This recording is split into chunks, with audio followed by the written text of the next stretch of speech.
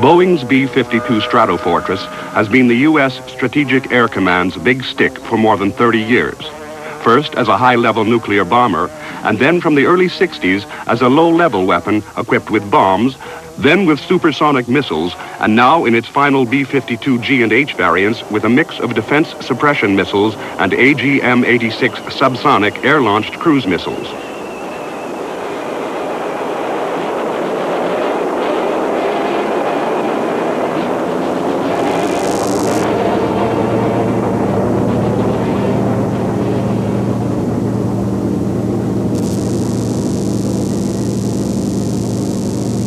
The B-52 is complemented by the FB-111A supersonic medium-range bomber, the KC-135 flight refueling tanker for truly global capability with massive warloads, and essential reconnaissance platforms such as the subsonic Lockheed U-2 series and the incredible Mach 3 Lockheed SR-71.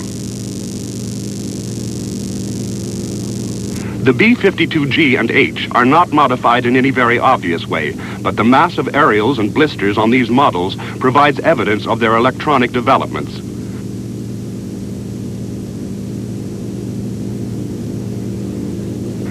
The most important of these are the electro-optical viewing system for low-level flight and attack, the Phase 6 electronic countermeasures, and the new digital navigation and bombing system.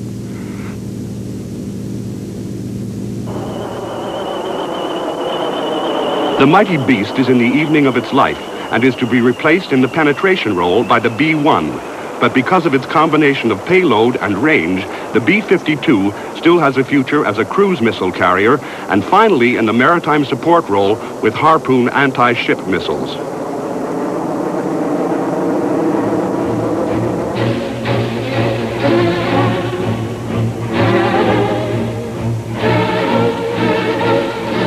The F-111 operates at the sharp end of NATO's defenses, the most advanced models lurking in bomb-proof